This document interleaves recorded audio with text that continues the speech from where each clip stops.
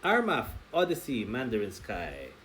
Itong perfume na to ang review natin or gagawa ng first impression for tonight's video. Okay.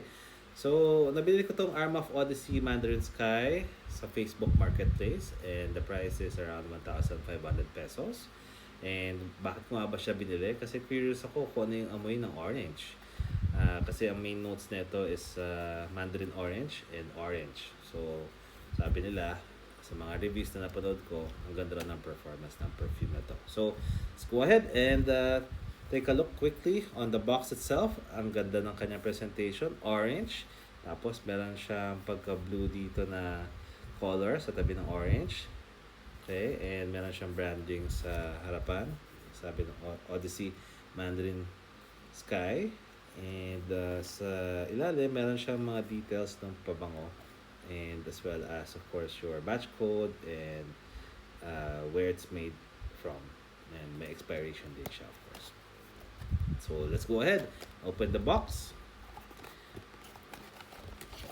And, tara! Ang ganda ng kanyang bote. Alright. Ang ganda ng kanyang color combination. Meron siyang orange dito and light blue sa ilalim. Okay. And in terms of the design, meron siyang branding ulit sa harapan, and then sa tuktok meron nakasulat na Armaf. Okay, and then sa ilalim, of course, meron din siyang batch code and expiry date and the sticker of Armaf themselves. Ang cute ng bote, no? If you're gonna think about it, 1,500 pesos for this kind of bottle, panalo ka na. Hindi mo ma-imagine na 1,500 pesos lang siya. It looks like more of those na designer perfumes na nagkakalaga ng 10,000, 12,000 and above. So, ang ganda ng kanyang presentation. Okay, so let's go ahead and check on the main accords from the Fragrantica site. And it says citrus, caramel, sweet, amber, aromatic, vanilla, and woody. Okay, let's go ahead and check.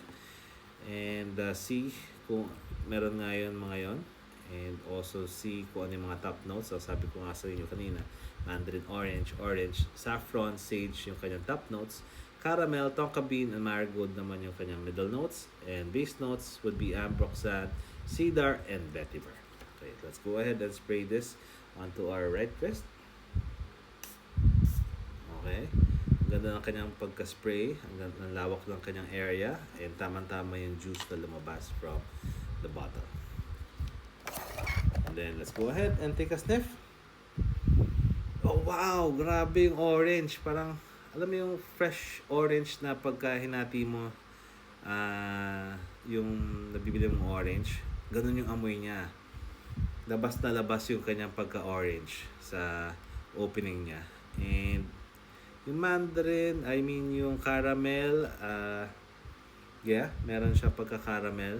And, nagpa-follow through na yung kanyang cedar and ambroxan. Okay. Maamoy mo talaga siya. So, in terms of when to wear this, I think you can wear this during summer, fall, whether it be during the day or the night. Okay, so very nice siya in terms of when you will be able to wear it. Pwede mo siyang gamitin kahit saan. It's a very safe blind buy, especially if you like very citrusy and sweet kind of perfume. So, yan yung masasabi ko sa kanya. So, for now, let's go ahead and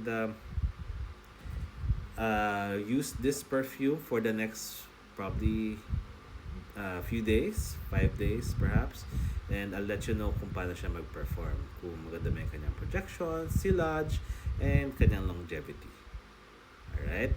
So, yun na muna yung ating video for today. If you have any questions, suggestions, or anything that you'd like for me to review, leave a comment down below.